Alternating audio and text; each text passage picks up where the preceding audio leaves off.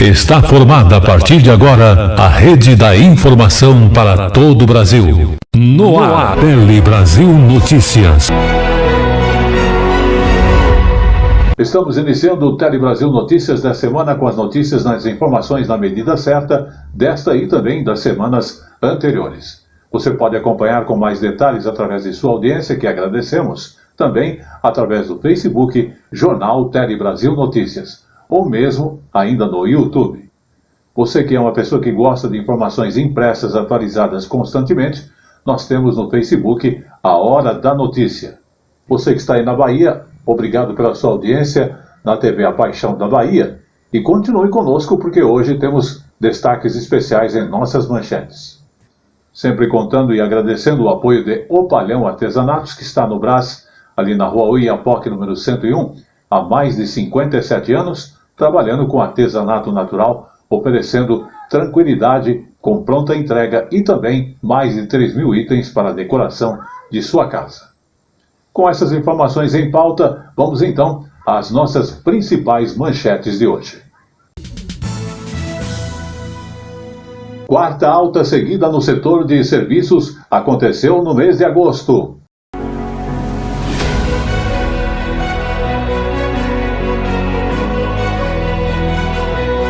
Infraestrutura tem plano para expandir o transporte ferroviário de passageiros.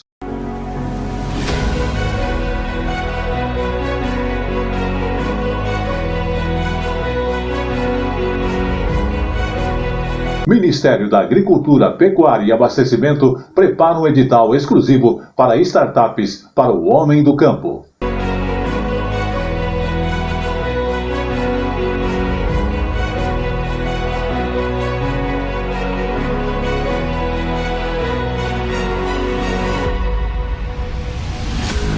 Outubro Rosa é um mês dedicado a compartilhar informações sobre o câncer de mama.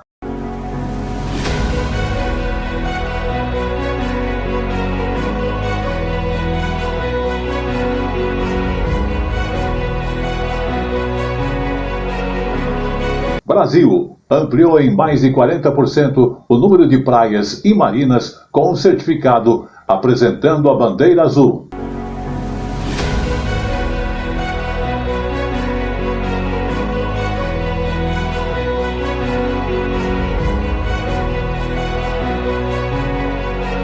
Tudo isso e muito mais no Tele Brasil Notícias para você já já.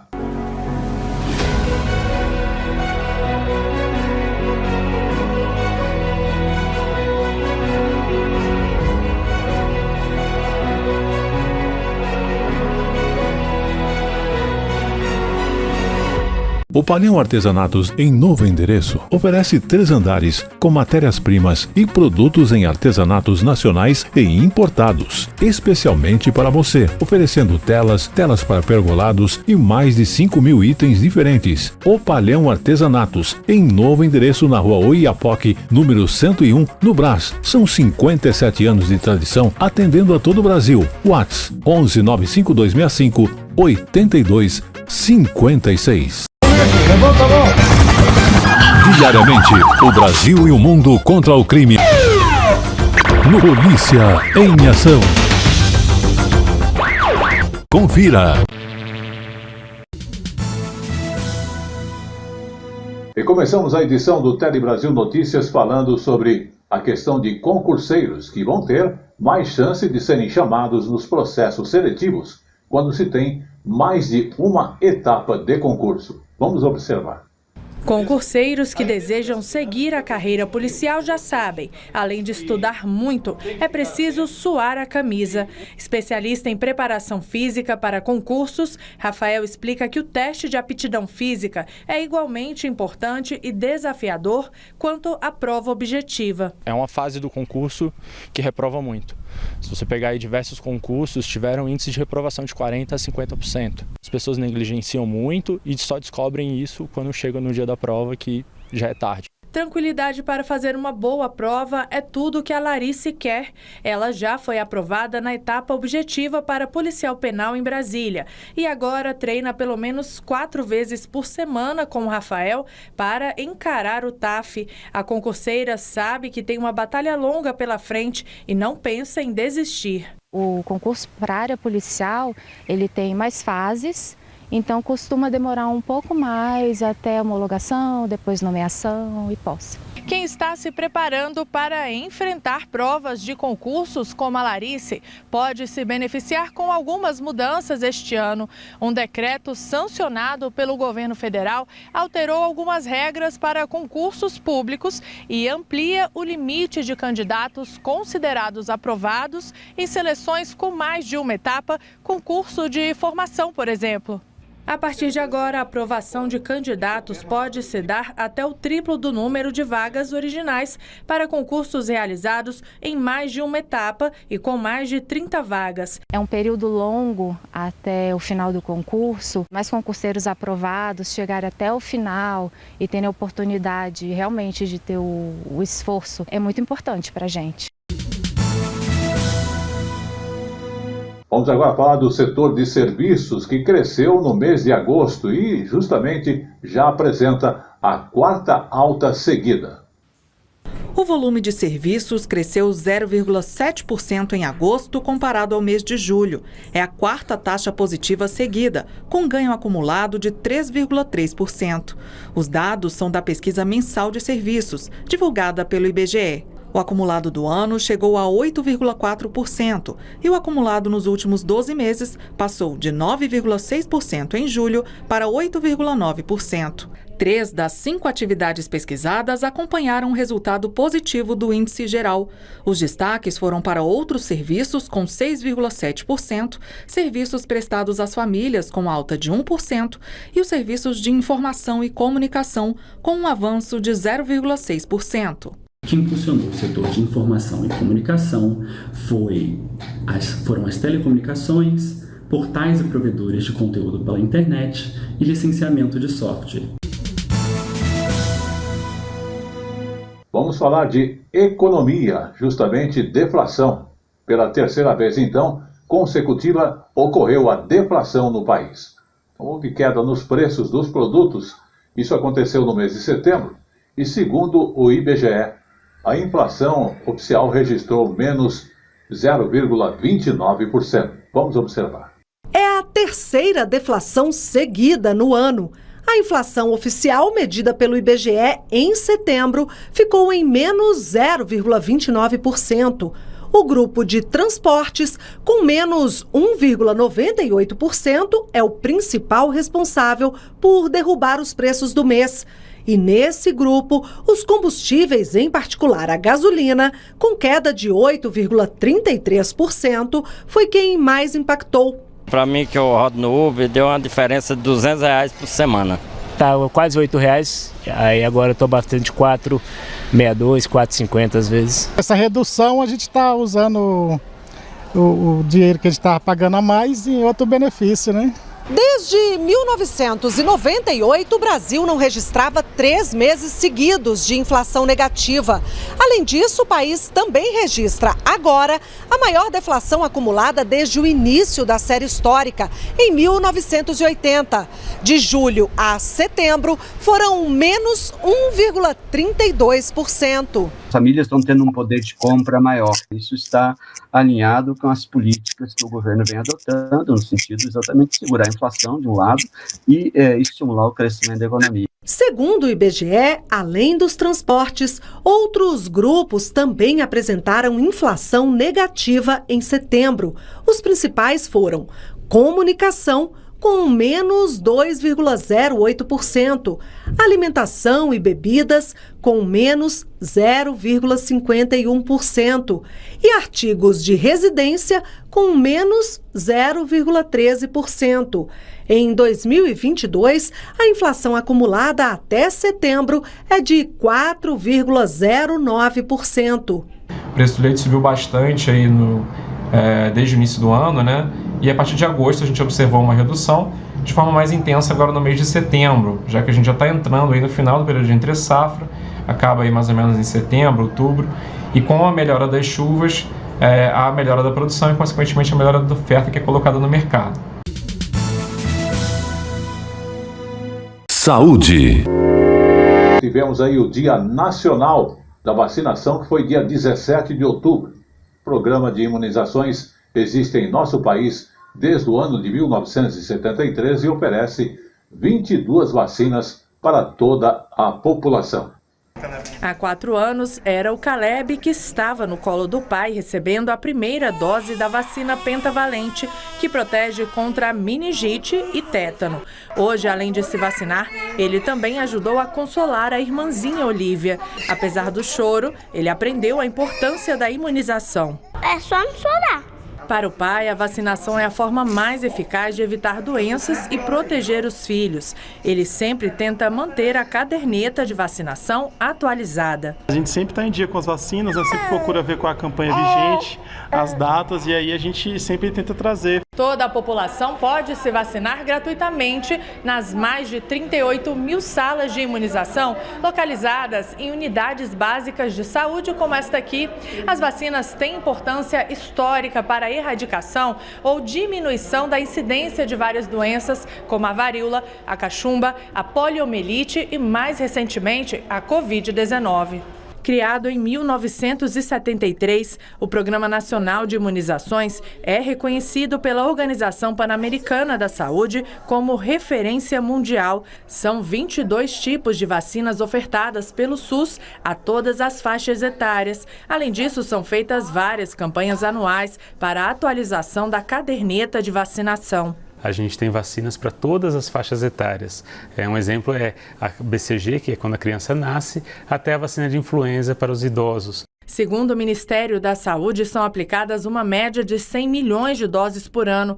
O SUS tem capacidade de vacinar mais de 1 milhão de pessoas por dia em todo o Brasil. Porém, quando os pais não levam os filhos aos postos, gerando baixas coberturas vacinais, isso pode causar a reintrodução de doenças já erradicadas. Muitas pessoas não sabem o problema que a poliomielite causa, o problema que ela vem a acarretar nas crianças e o óbito que causa e o sofrimento nas famílias que isso vem a trazer. Então, muito do que a gente vem trabalhando é resgatar a importância de não deixarmos essas doenças antigas reemergirem no nosso país.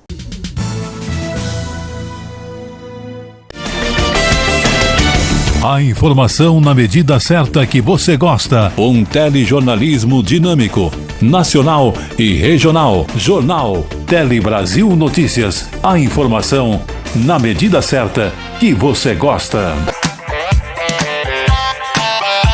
Queremos lembrar sempre que o Palhão Artesanato está há mais de 57 anos aqui no Brás, na rua Oiapoque, hoje em novo endereço número 101, e tem também a loja no número 89. Mas o destaque principal é que ele trabalha com artesanato natural. Você que busca então aquela tela em palhinha, você vai encontrar lá. Aquela tela para pergolado em tamanhos e diversidade, você vai encontrar em O Palhão Artesanatos. Lembrando que ele atende a todo o Brasil, você vai consultar a sua informação, pode fazer seu pedido via WhatsApp ou pode ir até lá.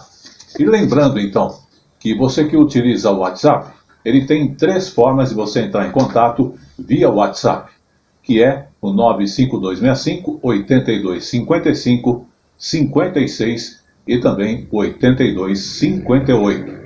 E o atendimento dele acontece das 8 horas e 30 minutos até as 17 horas. Então você ligando lá, você vai ter aí orientação sobre as matérias-primas para decoração, para forração de cadeiras, portas de armário, enfim, é o artesanato natural. E ele está então repetindo em novo endereço. Tem alguma dúvida? Acesse o site opalhão.com.br.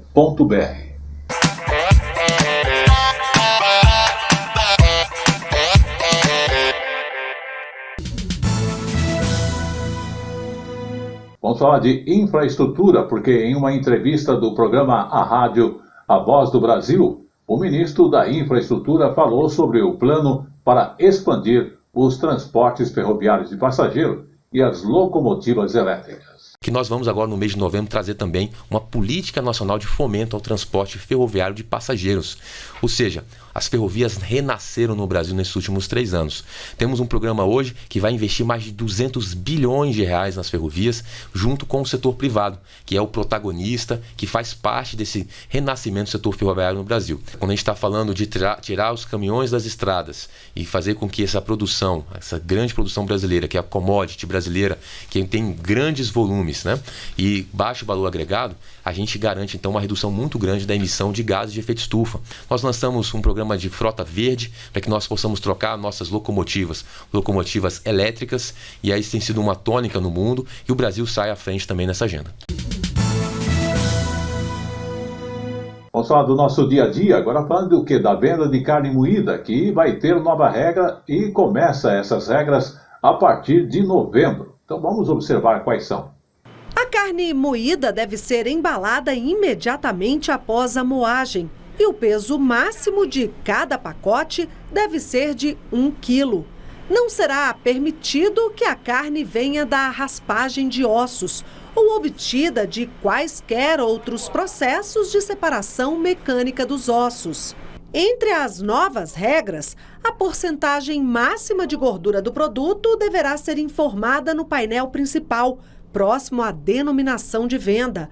É ingrediente obrigatório na fabricação de carne moída a carne obtida das massas musculares esqueléticas e é proibida a utilização de carne industrial e a partir de moagem de miúdos. Somente pode ser fabricado para expor à venda para o consumidor 1 quilo.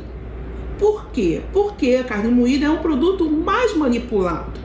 Então, você precisa, ao adquirir, você não pode ter o risco de ter uma manipulação incorreta, de congelar, descongelar. Sobre a refrigeração, a carne moída resfriada deverá ser mantida entre 0 e 4 graus e congelada a temperatura máxima de menos 12 graus. As regras não valem para a carne moída dentro dos açougues, como aqui, e também nos supermercados. Se aplicam apenas para os frigoríficos que fornecem pacotes prontos às lojas. O novo regulamento vem assegurar a qualidade e a segurança dos produtos, além de garantir transparência aos consumidores. Essas regras que estão colocando agora aí para o frigorífico moer uma quantidade, visando qualidade, acho que são regras que são boas, né? Acho que a vigilância está sempre atenta a criar normas que realmente garantam o controle da qualidade, né? As novas regras entram em vigor a partir de 1º de novembro e os produtores terão prazo de 1 ano para se adequar às novas condições. O produto sempre tem que estar em inspeção, né? E aí a questão do aprimoramento dessa qualidade é importante. Tudo aquilo que vem para beneficiar, para melhorar o consumidor é uma boa ideia. O prazo para atualização de dados no cadastro único, este foi prorrogado por mais 30 dias. Então não perca tempo, faça seu cadastro único. Se bem que está bastante complicado, que tem muita gente na fila buscando também atualizar os seus dados. Por isso, fique atento, você aqui de São Paulo e outras regiões, para não perder esta oportunidade de ter aí o seu benefício do Auxílio Brasil e outros benefícios. É isso mesmo, né? Agora, os inscritos têm até o dia 14 de novembro para atualizar os dados, né? Esse procedimento deve ser feito pelas famílias com o cadastro revisado pela última vez em 2016 ou 2017, né? De acordo com o Ministério da Cidadania, né, esse processo ele vem em andamento desde fevereiro deste ano e envolve cerca de 8 milhões de famílias, né? E quem for convocado para averiguação e revisão, né, desses dados deve comparecer a um centro de referência em assistência social, né, os CRAS, ou ainda a um posto de atendimento do cadastro único no município. A atualização, né, Renata, é fundamental para garantir, né, que as informações do cadastro único estejam de acordo com a realidade das famílias atendidas, né, por meio desse cadastro, que são viabilizados, né, diversos programas sociais do governo, né, como o Auxílio Brasil, o benefício de prestação continuada, a tarifa social de energia elétrica, entre outros, né. Para saber, né, se os dados estão atualizados, beneficiário pode acessar o aplicativo CadÚnico, que está disponível para download no portal gov.br. Saúde. O Instituto Nacional do Câncer estima que, no Brasil, poderemos ter mais de 16 mil casos de mulheres com câncer de colo do útero neste ano. Esta informação é bastante importante, por isso vamos observar. Por causa da pandemia, muitas mulheres deixaram de fazer o exame que é oferecido de graça pelo SUS, que previne o câncer do colo do útero, mais conhecido como Papa Nicolau ou preventivo. Dona Maria Verônica, de 70 anos, é uma delas. Veio a epidemia, né? Aí fiquei sem fazer. O câncer do colo do útero se dá pela infecção de um tipo de vírus do HPV, que é sexualmente transmissível. Entre os sintomas, sangramento vaginal e dores locais. As formas de prevenir a infecção são vacinação e o uso regular de preservativo e ir ao ginecologista periodicamente. O Instituto Nacional do Câncer já estima que este ano o Brasil terá uma incidência de mais de 16.700 casos de mulheres com câncer do colo do útero. Segundo o Ministério da Saúde, qualquer lesão causada pelo HPV precisa de acompanhamento no serviço de saúde para tratamento e prevenção de complicações. Muita gente não tem informação, né? E acaba se acomodando. Vou fazer depois, faço depois. É um exame que, se você for tranquila, entendendo como é o exame, não é um exame ruim de fazer. A gente não gosta, né? Mas a gente precisa. Quanto mais cedo eu fizer, esse tratamento vai ser mais fácil de realizar. Isso que é o mais importante que a gente precisa explicar para todas as mulheres. Façam o Papa Nicolau.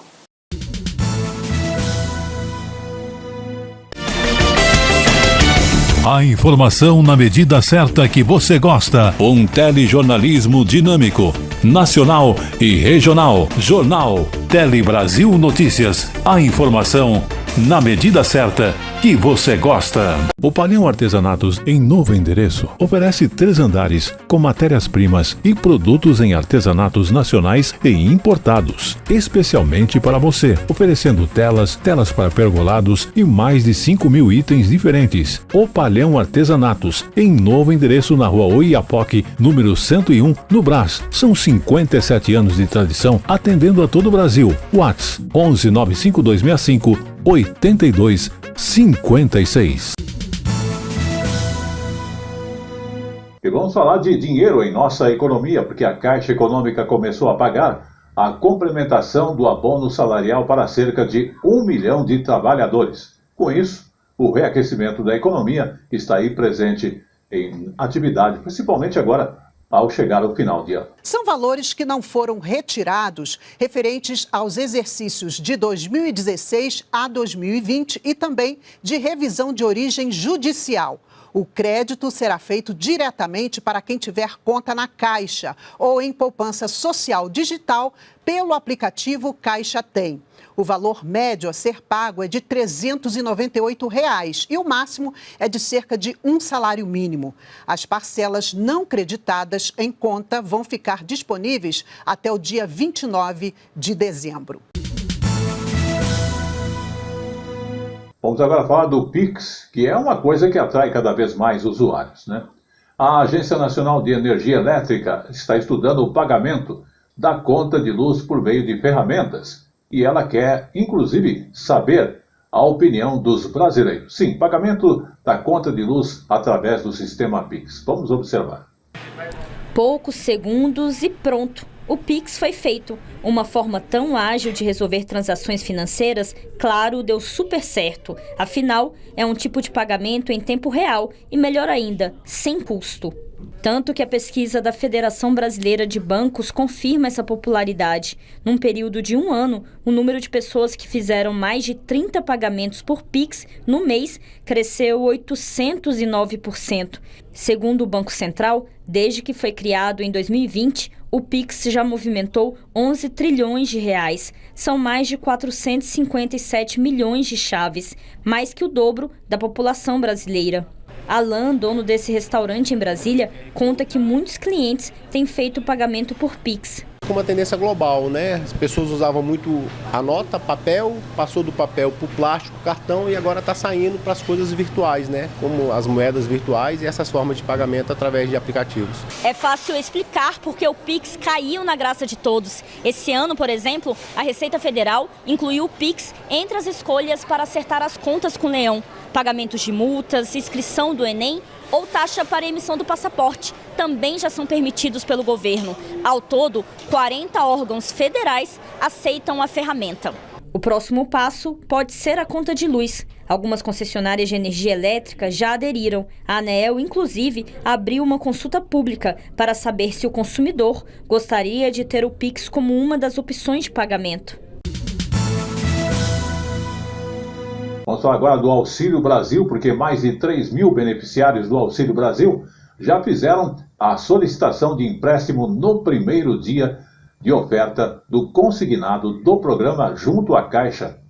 O valor médio dos empréstimos é de R$ 2.500. Vamos observar. O empréstimo consignado com base nos benefícios do Auxílio Brasil já está disponível na Caixa Econômica Federal a partir desta terça-feira. A prestação máxima do empréstimo é de R$ 160, equivalente a 40% dos 400 previstos para o auxílio em 2023. O empréstimo poderá ser dividido em, no máximo, 24 parcelas, com um limite de juros de até 3,5% por mês. Os bancos podem oferecer prestações com juros menores, a depender da proposta. No total, 12 instituições estão autorizadas a oferecerem essa linha de crédito. A Caixa Econômica Federal, por exemplo, anunciou que a taxa será de 3,45%. Segundo o banco, a ideia é ajudar esse público a fazer um crédito consciente. Quando a gente troca uma dívida mais cara por uma dívida mais barata e a gente trabalha essa educação financeira, eu entendo que a gente atende o nosso propósito e a nossa missão social. Para contratar, os clientes da Caixa devem estar com o benefício ativo e recebendo há mais de 90 dias. O empréstimo pode ser contratado nas agências, correspondências lotéricas ou no aplicativo Caixa Tem. O crédito ele fica disponível em até 2 dias úteis depois da averbação, ou seja, da gravação do valor da parcela no auxílio, e ele é acreditado na mesma conta que recebe o auxílio. E chegou agora no Tele Brasil Notícias, o nosso Momento Jurídico. A ausência de testemunha e de perícia sobre assinatura invalida um testamento de próprio punho. Vamos observar com atenção este caso. É uma coisa que pode acontecer em nossas famílias. Foram estabelecidos pela terceira turma do STJ os critérios essenciais para reconhecimento, abertura, registro e cumprimento de testamento escrito de próprio punho. Entre os elementos estão a leitura e a assinatura do documento na presença de testemunhas ou a declaração de circunstâncias excepcionais que justifiquem a sua ausência e a aferição técnica da veracidade da assinatura atribuída à testadora. O caso julgado começou quando os irmãos da autora da herança ajuizaram ação para reconhecimento da validade do testamento, a qual foi julgada procedente apesar de controvérsia sobre a assinatura. Alegando a existência de diversos vícios, uma das irmãs, que foi excluída da partilha dos bens, apelou ao Tribunal de Justiça de Minas Gerais, mas teve o recurso negado, sob o argumento de que o juiz poderia mitigar um possível excesso de rigor formal, desde que fosse assegurada a última vontade da testadora. Segundo o acórdão, a médica que acompanhou o tratamento da autora da herança atestou as suas condições mentais e uma outra pessoa confirmou a sua vontade de testar, reconhecendo tanto a assinatura como a grafia no documento. Mas a relatora do recurso, ministra Nancy Andrighi, destacou que o documento teria sido escrito de próprio punho pela autora da herança sem a leitura perante testemunhas, desobedecendo o que prevê o Código Civil, e ponderou também que não foi utilizado o instrumento alternativo para suprir a falta de testemunhas. Ao dar provimento ao recurso especial da irmã excluída da herança, a ministra ressaltou ainda que não houve apuração adequada sobre a veracidade da assinatura, o que seria imprescindível mediante produção de prova pericial. Queremos lembrar você que o Palhão Artesanatos tem aquela matéria-prima, tem também uma linha completa de mais de 3.000 itens para você, no final do ano aí, dar de presente, para você aí ter aquelas cestas para presentes de Natal, cestas para colocar aí alimentos e outros itens mais, além também da parte de lustres, você encontra lá leques, você encontra bolsas em diversos formatos, mas o Palhão Artesanatos está na rua Oiapoque, número 101, há mais de 57 anos, trabalhando sempre com artesanato natural. Então não esqueça, você que quer entrar em contato agora mesmo, 95265-8255, esse é o WhatsApp. Tem o 8256 e tem o 8258. Lembrando também que ele atende a todo o Brasil e está localizado na rua Oiapoque, número 101. Falamos de O Palhão Artesanatos. Vamos falar agora com você que está aí na agricultura, pecuária e abastecimento, porque o Ministério então da Agricultura, Pecuária e Abastecimento está preparando um edital exclusivo para startups com a meta de ajudar o homem do campo a usar ferramentas digitais nesse setor por meio de projetos, como o projeto Agro Nordeste Digital. Vamos conhecer. O semiárido brasileiro ocupa 12% do território nacional. É um pedaço do Brasil e guarda um grande potencial na agricultura, que pode ser expandido com o uso da tecnologia. Temos as condições de terra mais pobre, temos uma grande irregularidade nas chuvas. Então, para produzir nessas condições, nós precisamos de muita tecnologia.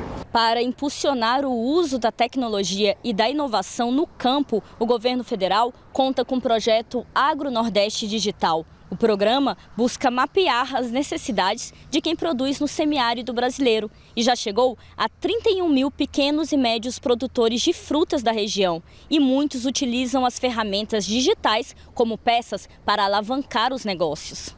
É um projeto de extrema importância para a cadeia de fruticultura. Somente 14% dos produtores têm acesso a uma tecnologia de uma maneira mais difundida. Tudo isso resultará numa operação que economizará água, defensivos, fertilizantes, energia elétrica, mecanização, etc. Instituições como empresas e universidades dão apoio para serem colocadas em prática soluções tecnológicas. A Embrapa, o Sebrae e o Banco do Nordeste também são parceiros do Agro Nordeste Digital. Até agora, foram feitas 709 mil operações de crédito em 230 municípios. E neste mês de outubro, um edital vai selecionar startups voltadas para o agronegócio na região. Novos chamamentos de startups onde a gente possa ter, de fato, a demanda, a dor do produtor, a dor da cooperativa, da associação, sendo colocada à mesa para que vários interessados, academia, setor privado também possam enfrentá-las. Saúde. Pois é, vivemos em pleno mês de Outubro Rosa e falando ainda de saúde, que é um mês dedicado a compartilhar informações e conscientizar as pessoas sobre o câncer de mama.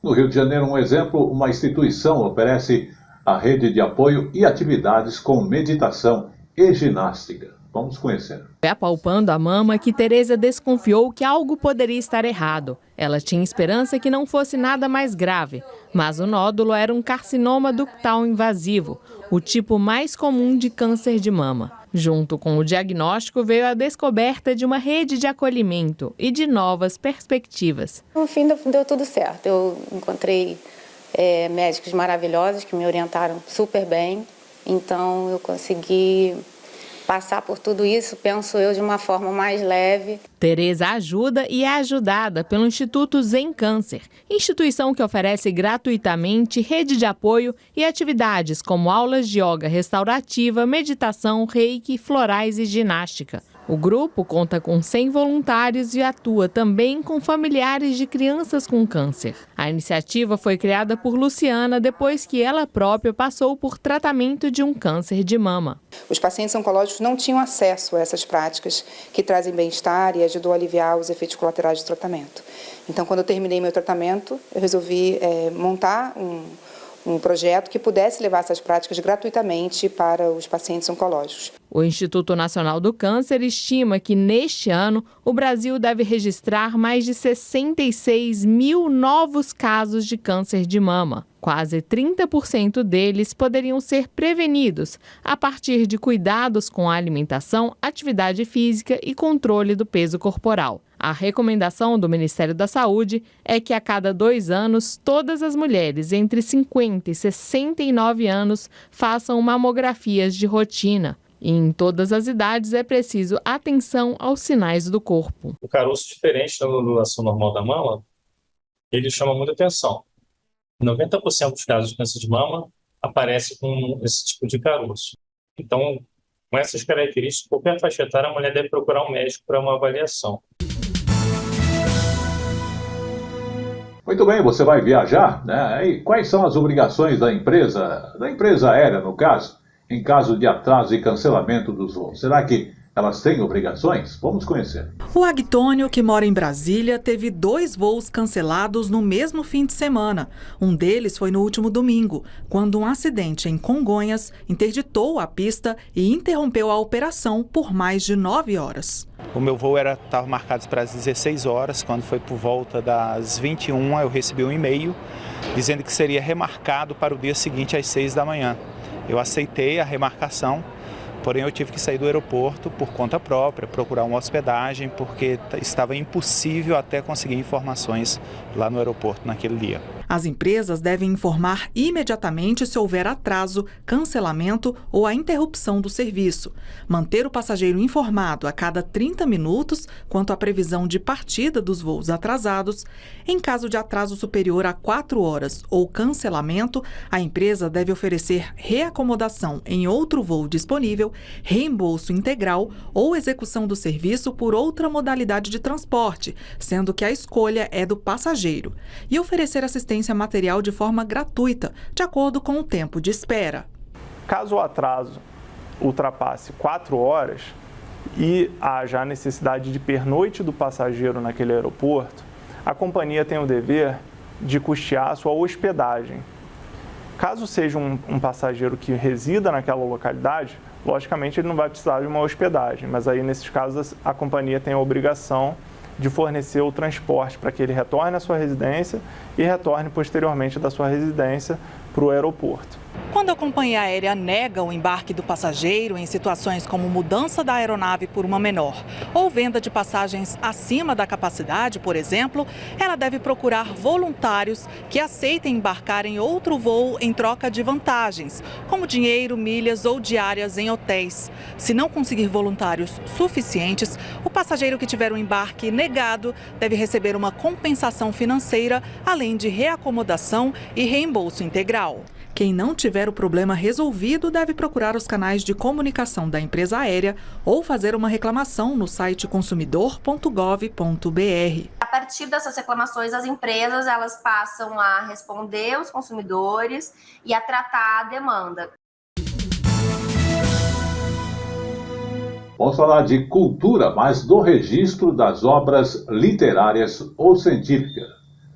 Exatamente, quem quiser então registrar uma obra literária ou científica não precisa mais encaminhar a documentação pelos correios ou ir a um escritório de direitos autorais. Todo o processo já pode ser feito de forma virtual. Vamos conhecer como. Uma emoção, uma expressão, uma ideia inquieta que transborda até ganhar a folha de papel. Gosto muito de escrever sobre drama, tá?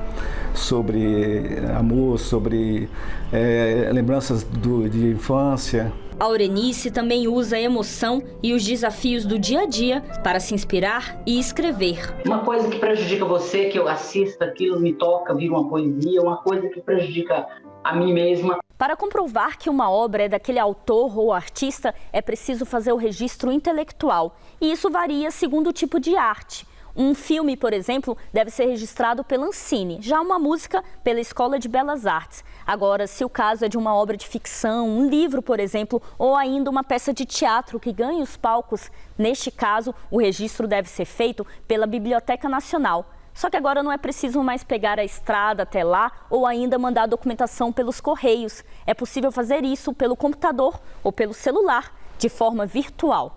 Para ter acesso ao novo serviço, basta entrar na plataforma gov.br, fazer login, clicar em registrar ou averbar direitos autorais na Biblioteca Nacional, preencher os formulários e anexar a documentação e a obra. Depois, é só pagar a taxa e aguardar a análise do registro. Desde que o sistema começou de forma 100% online, no início de outubro, já foram realizadas cerca de 70 solicitações de registros. A gente trabalha com esse número de forma bastante satisfatória e surpreendente. E a tendência é aumentar. Registrar a obra garante que a criação intelectual estará protegida pelos direitos autorais. Você consegue, por meio de um registro, mostrar que aquela antecedência da obra é sua, aquela obra foi criação sua. Então, a obra ela garante o registro para o governo federal, também é uma proteção da cultura brasileira quando a gente tem isso registrado num órgão do governo. Chegou o momento de falarmos de coisa boa, porque o anuário da cachaça, mostra que a bebida teve um aumento nas exportações. Foram mais de 7 milhões de litros vendidos em 2021. Geralmente associada a um produto de baixa qualidade, a cachaça é o oposto disso. É o que garante Galeno Gambeba. Ele é da 7ª geração da família de produtores do destilado e explica que quando feita com técnicas artesanais, a bebida é rica em sabores e tem alta demanda no exterior. A cachaça é uma bebida destilada e de excelente qualidade.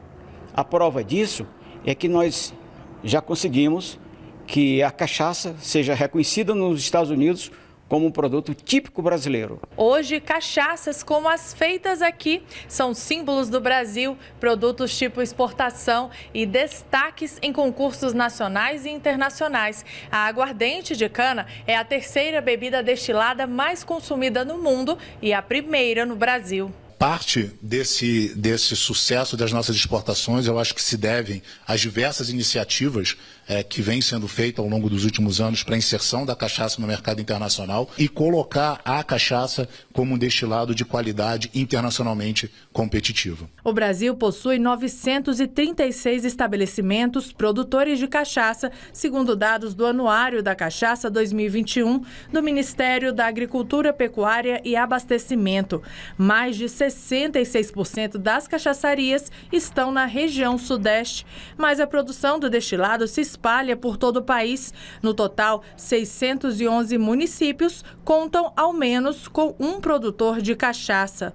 Acho que abrir o mercado da cachaça também, além de ser um grande ganho do ponto de vista de geração de emprego, de financeiro, de recursos, é também uma satisfação própria de colocar um produto genuinamente brasileiro lá nos mercados internacionais. Vamos falar agora dos museus, porque existe aqui no Brasil um museu que conta a história da água. Ele fica no interior de São Paulo, lá em Piracicaba. E é a 2ª cidade do país a ter esta água tratada. O museu passou por grandes reformas e está recebendo cerca de 10 mil pessoas nos finais de semana. Mas vamos observar as informações na reportagem da TV Claré. O Museu da Água de Piracicaba está de portas abertas novamente. O local está pronto para, mais uma vez, receber o público da cidade e região. O museu, que faz parte do SEMAI, o Serviço Municipal de Água e Esgoto, foi fechado para reparos e cerca de R$15 mil foram gastos entre materiais e mão de obra. São pequenos reparos que são feitos, periódicos, a fim de que nunca haja necessidade de uma grande intervenção. O prédio histórico foi construído entre 1885 e 1887, fazendo com que Piracicaba fosse a 2ª cidade do país a ter água tratada. Por aqui eram captados 250 litros de água por dia, sendo distribuídos às primeiras casas do município. Agora, o local abriga um museu dedicado exclusivamente a este bem tão precioso. O local ainda conta com as bombas originais da época de sua inauguração, vindas da Alemanha. Ambas funcionaram até 1940, quando foram substituídas por novos equipamentos. Além disso, o espaço do aquário traz um pouco da história do Rio Piracicaba. Os aquários que nós temos aqui são de peixes só da bacia do Rio de Piracicaba, então também são muito bem cuidados, né? A gente tem uma atenção especial para isso. Pois é, como eu falo sempre, tudo que é bom dura pouco, e o Tele Brasil Notícias está chegando ao seu final. Mas vamos falar agora da meta que o Brasil ampliou em mais de 40% o número de praias e marinas certificadas com a bandeira azul. Isto é a maior premiação global dedicada à gestão ambiental desses atrativos turísticos. Então vamos conhecer. Ao longo do litoral brasileiro, diversas praias unem beleza com preservação ambiental. Uma combinação que recebeu reconhecimento internacional. 40 praias e marinas do país ganharam a condecoração de Bandeira Azul, que é a maior premiação global dedicada à preservação de áreas litorâneas. É sinal que tem alguém fiscalizando, tem alguém sinalizando que está apta ou não a usar, a estar tomando banho e usufruindo das nossas praias com qualidade. Eu acho que não só para a gente, como turistas, como para o meio ambiente geral, para os animais, para as espécies marinhas, eu acho que essa bandeira é um reconhecimento internacional de que o Brasil, né, tem trabalhado para melhorar a questão da poluição, a questão da preservação ambiental. Acho excelente. Quanto mais praias certificadas, melhor para o Brasil. A certificação de Bandeira Azul é concedida por um júri internacional que analisa diversos critérios, como gestão ambiental, qualidade da água, turismo sustentável e responsabilidade social. Essa análise é feita a cada ano para verificar como praias e marinas em todo o mundo estão sendo conservadas. Esse ano, o Brasil ampliou em 42% o número de praias e marinas certificadas com a bandeira azul. 9 novas praias e 5 marinas passaram a fazer parte da lista. E outras 20 praias e 6 marinas tiveram as condecorações renovadas. Agora, no total, 29 praias e 11 marinas brasileiras são consideradas bandeira azul. Entre elas estão as praias do Forno e de Itaúna, no estado do Rio, a de Cumbuco, no Ceará, a do Patacho, em Alagoas, e as de Barra Velha e de Pissarras, em Santa Catarina. No ranking nacional, o estado catarinense aparece em primeiro lugar, com 17 praias e marinas certificadas. Em seguida, vem o Rio de Janeiro e a Bahia, com 3 condecorações para cada estado. Este reconhecimento ao Brasil reflete, em grande parte, o trabalho sério que o nosso governo tem feito na promoção do turismo sustentável, com mais praias e marinas certificadas, 40 ao todo para a temporada 2022-2023. Os turistas poderão conhecer as belezas naturais brasileiras de forma mais responsável e sustentável. Este foi o Tele Brasil Notícias. Queremos agradecer aí a sua audiência, ao Pedro Henrique pelos apoios técnicos e estaremos de volta na semana que vem. Até lá!